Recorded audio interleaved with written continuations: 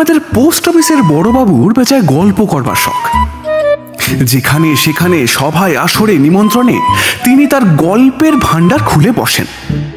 কিন্তু দুঃখের বিষয় এই যে তার ভান্ডারে অতি সামান্য কতগুলি বাঁধা গল্প, তাই তিনি ঘুরিয়ে ফিরিয়ে সব জায়গায় চালিয়ে দেন। কিন্তু একই গল্প বারবার শুনতে লোকের ভালো লাগবে কেন? বড়বাবুর গল্প শুনে আর লোকের হাসি পায় না, কিন্তু তবু বড়বাবুর উৎসাহ তাতে কিছুমাত্র কমে না। সেদিন হঠাৎ কোথা থেকে একটা নতুন গল্প সংগ্রহ করে মুখুজ্জেদের মজলিসে তিনি শুনিয়ে দিলেন। বুঝলে, একটা বিড়াল ছিল, সে ছুঁচো মারতে খুব ভয় পেত। তারপর একদিন হয়েছে কি, গল্পটা অতি সামান্য, কিন্তু তবু বড়বাবুকে খাতির করে সকলেই হাসল। কিন্তু বড়বাবু তা বুঝলেন না। তিনি ভাবলেন গল্পটা খুব লাগসই হয়েছে, সুতরাং তার দুদিন বাদে যদু মল্লিকের বাড়ি নিমন্ত্রণে বসে তিনি খুব আড়ম্বর করে আবার সেই গল্প শোনালেন। একটা গল্প বলি শোনো। একটা বিড়াল ছিল, বুঝলে, সে খুব ছুঁচো মারতে ভয় পেত। তারপর একদিন দু একজন যারা আগে শোনেনি তারা শুনে বেশ একটু হাসল। বড়বাবু ভাবলেন গল্পটা জমেছে ভালো। তারপর আবার ডাক্তারবাবুর ছেলের মুখে ভাতে তিনি সেই একই গল্প খুব উৎসাহ করে বললেন। একটা গল্প বলি। একটা বিড়াল ছিল, সে ছুঁচো মারতে খুব ভয় পেত। একদিন কাঠ নিচের ওপর উঠে সেখান থেকে এক লাফ। এবারে ডাক্তারবাবু ছাড়া আর কেউ গল্প শুনে হাসল না, কিন্তু বড়বাবু নিজেই হেসে কুটি কুটি। বলো, বলছি। তারপর সেই বিড়ালটা, তারপরও যখন তিনি আরো 2-3 জায়গায় সেই একই গল্প চালিয়ে দিলেন, তখন আমাদের মধ্যে কেউ কেউ ভীষণ চটে গেল। বিশু বলল, না আর সহ্য হয় না। বড়বাবু বলে আমি এতদিন সয়ে আছি। আরে কিন্তু এই গল্প বলার উৎসাহটা একটু না কমালে তো আর চলছে না। 2 দিন বাদে আমরা 10-12 জন মিলে বসে গল্প করছি। এমন সময় বড়বাবুর নাদুস নুদুস মূর্তিখানি দেখা দিল। আমরা বললাম, এই আজ খবরদার ওর গল্প শুনে কেউ হাসতে পারবে না, কিন্তু দেখি উনি আজ কি করেন। বড়বাবু এসে বসতেই বিশু বলে উঠল, না বড়বাবু আজকাল যেমন কেমন হয়ে গেছেন। আগে কেমন মজার মজার সব গল্প বলতেন, আজকাল কই কেমন যেন ঝিমিয়ে পড়েছেন।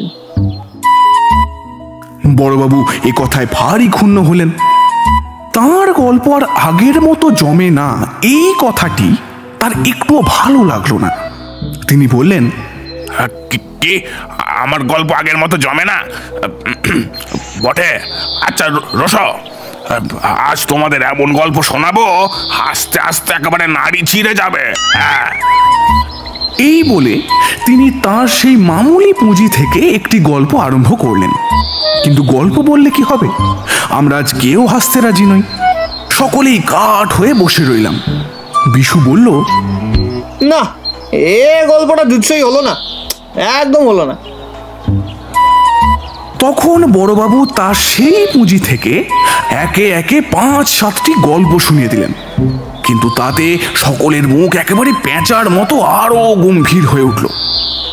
এবার বড়বাবু খেপে গেলেন, বললেন, যাও যাও, তোমরা হাসতে জানো না, গল্পের কদর বোঝো না, আবার গল্প শুনতে চাও কি? হ্যাঁ, এই গল্প শুনে সেদিন ইন্সপেক্টর সাহেব পর্যন্ত হেসে গড়াগড়ি খেয়েছিলেন।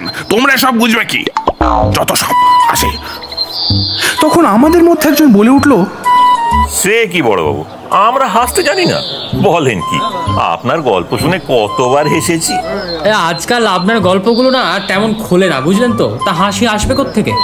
এই তো বিশুদা যখন গল্প বলেন তখন কি আমরা হাসি নে? হ্যাঁ হাসি নে কি বলেন? বড়বাবু হেসে বললেন, কে? বিশু? ও আবার গল্প জানে নাকি? আরে একসঙ্গে দুটো কথা বলতে গেলে ওর মুখে আটকায়, ও আবার গল্প বলবে কি? হ্যাঁ। বিশু বলল, বিলক্ষণ, আমার গল্প শোনেননি বুঝি? আমরা সকলে তাকে উৎসাহ দিয়ে বললাম, শুনি দাও। এবার বিশু উঠে দাঁড়ালো। তারপর গম্ভীর হয়ে বলল, এক ছিল রাজা। রাজার গল্প। শুনে আমাদের 4-5 জন হো হো করে হেসে ফেলল। বলল,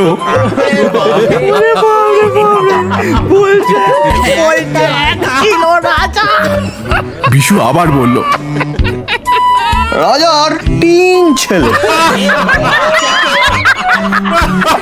শোনা মাত্র আমরা একসঙ্গে প্রাণপণে এমন সশব্দে হেসে উঠলাম যে বিশু নিজেই খানিক চমকে উঠল। সকলে হাসতে হাসতে ওর গায়ে গড়িয়ে পড়তে লাগলাম। কেউ কেউ বলল,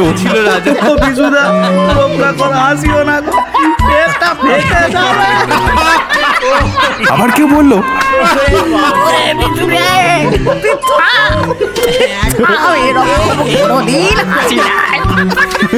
কেউ কেউ এমন ভাব দেখালো যেন হাসতে হাসতে তাদের পেটে খিল ধরে গেছে। বড়বাবু কিন্তু এবার ভীষণ চটে গেলেন। তিনি বললেন, সব বিশুর কাজ সাজে, আগে থেকে সব শিখিয়ে এনেছে, নইলে ও যা বললে তাতে হাসবার মতো কি আছে বাবু? যত সব উল্টো পাল্টা লোক আমার এসে জটে, চললাম আমি।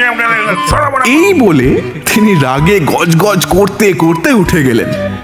আর সেই সময় থেকে অফিসের বড়বাবুর গল্প বলার শখটা বেশ একটু কমলো। এখন আর তিনি যখন তখন কথায় কথায় আর হাসির গল্প ভেদে বসেন না।